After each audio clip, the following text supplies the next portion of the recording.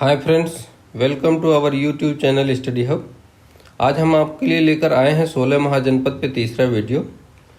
पहले दो वीडियो में हम लोगों ने देखा है कि जन से जनपद, जनपद से महाजनपद बनने की कहानी। तो थोड़ा रिवाइज करते हैं। जन वैदिक काल में एक ही वंश के लोगों को जन कहते थे।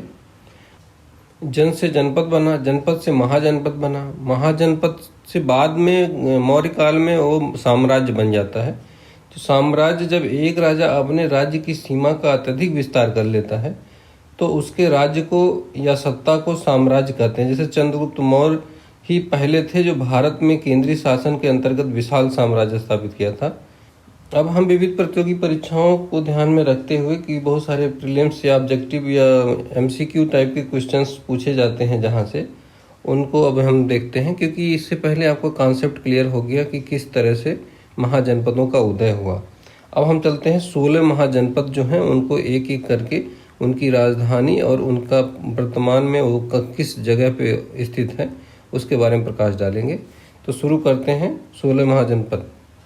पहला महाजनपद था अंग, जिसकी राजधानी चंपा थी। वो सबसे ज़्यादा महत्वपूर्ण यह है कि यहाँ एक नदी बंदरगाह है, इसके लिए प्रसिद्ध था। तो कभी कभी परीक्षाओं में पूछा जाता है कि अंग या चंपा जो है, चंपा जिसकी राजधानी थी, वो किस लिए प्रसिद्ध है। वो नदी बंदरगाह के लिए प्रसिद्ध है और ये वर्तमान में बिहार राज्य के भागलपुर तथा मुंगेर जिले में स्थित है। तो अगला है दोस्तों मगध। मगध की राजधानी गिरिब्रज थी या उसको राजगृह भी बोलते थे, जो बाद में स्थानांतरित होकर पाटलिपुत्र कर दी गई थी। तीसरा है काशी। काशी की राजधानी वाराणसी थी या काशी भी कहते हैं उसको, और ये आधुनिक बनारस में यानी उत्तर प्रदेश के आधुनिक बनारस को काशी कहा जाता था। कोसल, अगला है कोसल। कोसल की राजधानी अयोध्या महाकाव्य के काल में थी, जबकि बौद्ध काल में श्रावस्ती थी। और आधुनिक अवध का क्षेत्र जैसे फैजाबाद, गोंडा, बहराइच, ये सब कोसल एरिया में आते थे। अब अगला है वत्स। वत्स की राजधानी कौशाम्बी थी, जो इलाहाबाद के पास में है, गंगा और यमुना के संगम के पास में है। उसके पीछे भी ये रीजन थी, पीछे हमने वीडियो में बताया था। इसमें आधुनिक इलाहाबाद तथा मिर्जापुर का कुछ जिला आता है जो उत्तर प्रदेश में स्थित है। अगला महाजनपद है चेदी, जिसकी राजधानी सुक्तिमती या सोथिवती भी बोलते थे इसको, जो आधुनिक बुंदेलखंड का क्षेत्र है उसमें आता है। उसका अगला है कुरु। कुरु की राजधानी इंद्रप्रस्थ थी, जो दिल्ली और मेरठ का एरिया है वर्तमान में, वो कुरु महाजनपद में आता था। अगला महाजनपद है पांचाल। पांचाल की राजधानी अहिच्छत्र थी। अहिच्छत्र, बरेली, पीलीभीत, अलीगढ़, ये वर्तमान में उत्तर प्रदेश के जिलों का एरिया जो है पहले पांचाल महाजनपद के अंतर्गत आता था। नेक्स्ट महाजनपद है मत्स्य। मत्स्य की राजधानी विराटनगर थी। ये राजस्थान का जयपुर, भरतपुर, अलवर, ये सब जो जिले हैं उस एरिया को मत्स्य महाजनपद के अंतर्गत आता था। अब जो रिमेनिंग महाजनपद है वो है सुरेशन, अस्मक, अवंती, गंधार, कंबोज, वज्जी और मल्ल। तो इनमें जो प्रमुख है उसके बारे में बता देते हैं। अवंती की राजधानी उज्जैन थी। उज्जैन उत्तरी अवंती की थी, जबकि महिष्मती दक्षिणी अवंती की थी। जो आज का उज्जैन से लेकर के नर्मदा के पास का एरिया है वो अवंती महाजनपद के अंतर्गत आता था। ये बहुत महत्वपूर्ण था उस समय। दूसरा गांधार था। गांधार की राजधानी तक्षशिला थी। ये आज का रावलपिंडी, पाकिस्तान के आसपास का काबुल एरिया, ये सब इसमें आते थे। तो ये गांधार था। उसके आगे वज्जियों का राज्य जो था वैशाली का एरिया आता है, बिहार और नेपाल का पोर्शन है। और मल्लों की राजधानी उत्तर प्रदेश के कुशीनगर में स्थित है, कुशीनारा। तथा दूसरी एक राजधानी उनकी पावापुरी थी, जो नालंदा बिहार में है। तो इस तरह से 16 महाजनपदों के बारे में, उनकी राजधानी और उनका प्रेजेंट जो है सिचुएशंस कौन कौन से राज्य में है उसके बारे में हमने देखा। आगे शुरू करते हैं। मगध के 3 प्रमुख राजवंश थे। पहला था हर्यक वंश, जिसकी स्थापना जो है बिंबिसार ने किया था। दूसरा शिशुनाग वंश, शिशुनाग ने ही किया था शिशुनाग वंश की स्थापना। तीसरा नंद वंश, जिसकी स्थापना महापद्म नंद ने की थी। अब एक एक करके डिटेल में हम डिस्कस करते हैं, हर्यक वंश, शिशुनाग वंश और नंद वंश। अब हर्यक वंश देखते हैं। इसको पॉइंट वाइज याद रखने के लिए बार बार भी सुन सकते हैं जिससे याद रहे, क्योंकि बहुत सारी परीक्षाओं में इसमें से ऑब्जेक्टिव क्वेश्चन पूछे जाते हैं। तो हर्यक वंश की स्थापना 544 ईसा पूर्व में बिंबिसार ने किया था। क्योंकि बिंबिसार एक बहुत प्रतापी राजा था और कूटनीतिज्ञ भी बहुत था, दूरदर्शी भी था, इसलिए उसने बहुत सारे वैवाहिक संबंधों द्वारा भी साम्राज्य विस्तार की नीति को अपनाया। महावग के अनुसार बिंबिसार की 500 रानियां थीं, लेकिन 3 विवाह उसके बहुत प्रमुख थे, जिसमें से पहला विवाह उसने लिच्छवी गणराज्य के शासक चेटक की पुत्री चिलन्ना से किया था। दूसरा विवाह उसने कौशल राजा प्रसेनजीत की बहन एक महाकौशला के साथ किया। तीसरा भद्र देश यानी पंजाब के आसपास के एरिया को वहाँ की राजकुमारी क्षेमा के साथ में विवाह किया। इस तरह से वो वैवाहिक संबंधों द्वारा साम्राज्य का विस्तार किया। बिंबिसार को ही मगध का वास्तविक संस्थापक माना जाता है और उसने अपनी राजधानी गिरिव्रज यानी राजगिरी को बनाया। बताते हैं कि बिंबिसार 544 ईसा पूर्व से लेकर के 492 ईसा पूर्व तक लगभग 52 वर्षों तक शासन किया था। उसने अवंती के शक्तिशाली राजा चंद्र प्रद्योत के साथ भी दोस्ताना संबंध रखा। सिंध के शासक रुद्रायन तथा गांधार के मुक्कू रगती से भी उसके मित्रवत संबंध थे। बाद में उसने अंगराज को भी जीत करके मगध साम्राज्य में मिला लिया तथा वहां का उपराजा अपने पुत्र अजातशत्रु को नियुक्त कर दिया था। बिंबिसार महात्मा बुद्ध का बहुत अच्छा मित्र था तथा उनका संरक्षक भी था। बौद्ध साहित्य विनय पिटक के अनुसार बुद्ध से मिलने के बाद उसने बौद्ध धर्म धारण कर लिया था, लेकिन जैन और ब्राह्मण धर्म के प्रति भी उसकी सहिष्णुता बनी रही।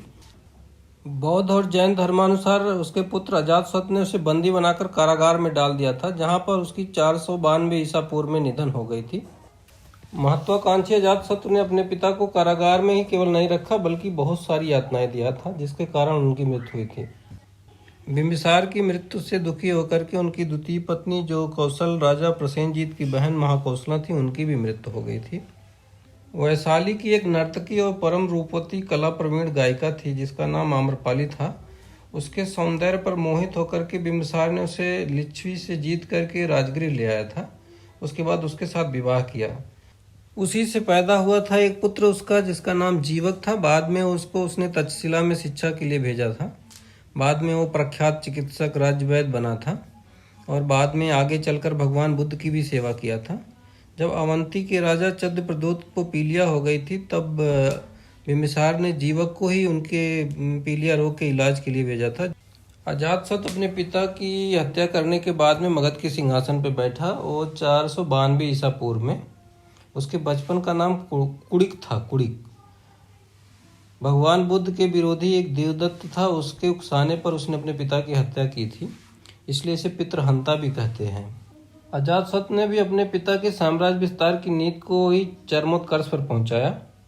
उसने कौशल के साथ में संघर्ष किया, वज्जियों के साथ संघर्ष किया। कौशल के साथ संघर्ष का मुख्य कारण था कि बिंबिसार के मृत्यु के बाद उनकी द्वितीय पत्नी जो महाकौशला थी, जो कौशल के राजा की बहन थी, उनकी भी मृत्यु हो जाती है सदमे के कारण। तो कौशल के राजा प्रसेनजीत को बहुत ज़्यादा क्रोध आता है और वो अजातशत्रु के खिलाफ संघर्ष छेड़ देते हैं, लेकिन प्रसेनजीत ही पराजित हो जाते हैं और पराजित होने के बाद वो श्रावस्ती भाग जाते हैं, लेकिन वो अपना संघर्ष जारी रखते हैं। दूसरे युद्ध में वो अजातशत्रु को पराजित कर देते हैं, लेकिन पराजित करने के बाद अपनी पुत्री वाजिरा का विवाह अजातशत्रु के साथ करने के बाद काशी को दहेज में दे देते हैं। अब वज्जी संघ से संघर्ष देखते हैं। वज्जी संघ से संघर्ष के कोई बहुत मुख्य कारण तो नहीं दिखते हैं। वो छोटे मोटे जो घरेलू विवाद हुआ करते थे उसके बेसिस पे भी वो युद्ध किया और वज्जी संघ को भी अपने गणराज्य में मिला लिया। इसी प्रकार मल्लों के साथ भी हुआ, उनको जीत करके उसने मगध में मिला लिया। सिंघली अनुसूचियों के अनुसार अजातशत्रु ने लगभग 32 वर्ष तक शासन किया और 460 ईसा पूर्व में अपने पुत्र उदयन द्वारा मारा गया। अजातशत्रु के शासन काल में ही महात्मा बुद्ध को 487 ईसा पूर्व में महापरिनिर्वाण तथा महावीर को भी कैवल्य 468 ईसा पूर्व में प्राप्त हुआ। उदयन अजातशत्रु का पुत्र था। अजातशत्रु के बाद 460 ईस्वी पूर्व में मगध का राजा बना। बौद्ध ग्रंथ के अनुसार इसे पितृहंता कहते थे, लेकिन जैन ग्रंथानुसार इसे पितृभक्त कहा गया है। इसकी माता का नाम पद्मावती था। उदयन शासक बनने से पहले चंपा का उपराजा था और वह अपने पिता की तरह ही वीर और विस्तारवादी नीति का पालक था। इसने गंगा और सोन नदी के संगम तट पर पाटलिपुत्र को बसाया तथा अपनी राजधानी को राजगृह से स्थानांतरित करके पाटलिपुत्र पहुंचा दिया। मगध के प्रतिद्वंदी राज्य अवंती के गुप्तचर द्वारा उदयन की हत्या कर दी जाती है। अब देखते हैं नाग दशक या शिशुनाग। बौद्ध ग्रंथ के अनुसार उदयन के 3 पुत्र थे, जिनमें पहला था अनिरुद्ध, दूसरा मंडक, तीसरा नागदशक था। हर एक वंश का अंतिम शासक नागदशक था, जो अत्यंत विलासी और निर्बल था। शासन तंत्र में शिथिलता के कारण व्यापक असंतोष जनता में फैल गई, जिसके कारण राजद्रोह हो गया और उसका सेनापति शिशुनाग ने उसकी हत्या कर दी। उसके बाद में हर एक वंश का अंत हो गया तथा शिशुनाग वंश की स्थापना हुई। ये 412 ईसा पूर्व में हुआ था। इस प्रकार नागदशक की हत्या करके शिशुनाग वंश की स्थापना हुई। आगे देखते हैं शिशुनाग वंश। शिशुनाग 412 ईसा पूर्व गद्दी पर बैठा। महावंश के अनुसार शिशुनाग लिच्छवी के राजा के वैश्या पत्नी से उत्पन्न हुआ पुत्र था, जबकि पुराणों के अनुसार वह क्षत्रिय था। इसने सर्वप्रथम मगध के प्रबल प्रतिद्वंदी राजा अवंती वर्धन के विरुद्ध विजय प्राप्त किया और उसको अवंती को अपने साम्राज्य में सम्मिलित कर लिया। शिशुनाग ने गिरिव्रज के अलावा वैशाली नगर को भी अपनी राजधानी बनाया तथा 394 ईसा पूर्व में इसकी मृत्यु हो गई। कालाशोक या शिशुनाग का पुत्र था। शिशुनाग की मृत्यु के बाद मगध का शासक कालाशोक हुआ। कालाशोक के समय में एक बौद्ध संगीति हुई थी, उसका आयोजन किया गया था। इसको काकवाण के नाम से भी जाना जाता था, जिसमें 28 वर्षों तक शासन किया। इसके कारण में 2 महत्वपूर्ण घटनाएं हैं: वैशाली में दूसरी बौद्ध संगीति का आयोजन तथा आधुनिक पटना पाटलिपुत्र की मगध की राजधानी का स्थानांतरण। बाणभट्ट रचित हर्षचरित्र के अनुसार काकवाण को घूमते समय महापद्मनंद नामक एक व्यक्ति ने चाकू मारकर हत्या कर दी थी और 366 ईसा पूर्व काकशोक की मृत्यु हो गई थी। महाबोधि वंश के अनुसार काकशोक के 10 पुत्र थे, जिन्होंने मगध पर 22 वर्षों तक शासन किया तथा 344 ईस्वी पूर्व में शिशुनाग वंश का अंत हो गया और नंद वंश का उदय हुआ। अब देखते हैं नंद वंश। नंद वंश की स्थापना महापद्मनंद ने किया था। इसके पास अपार सैन्य, धन बल तथा जनबल था। चक्रवर्ती सम्राट महापद्मनंद ने निकटवर्ती सभी राजवंशों को जीत करके एक विशाल साम्राज्य की स्थापना की एवं केंद्रीय शासन की व्यवस्था लागू की। इसलिए सम्राट महापद्मनंद को केंद्रीय शासन पद्धति का जनक भी कहा जाता है। इसी के शासनकाल में भारत पर आक्रमण सिकंदर द्वारा किया गया था। नंद वंश का अंतिम शासक घनानंद था। घनानंद विद्वान चाणक्य का अपमान किया था। बाद में चाणक्य ने अपनी कूटनीति से घनानंद को पराजित करके चंद्रगुप्त मौर्य को मगध का शासक बनाया था, जिससे मौर्य साम्राज्य का उदय हुआ था। इसको हम मौर्य साम्राज्य के उदय में देखेंगे।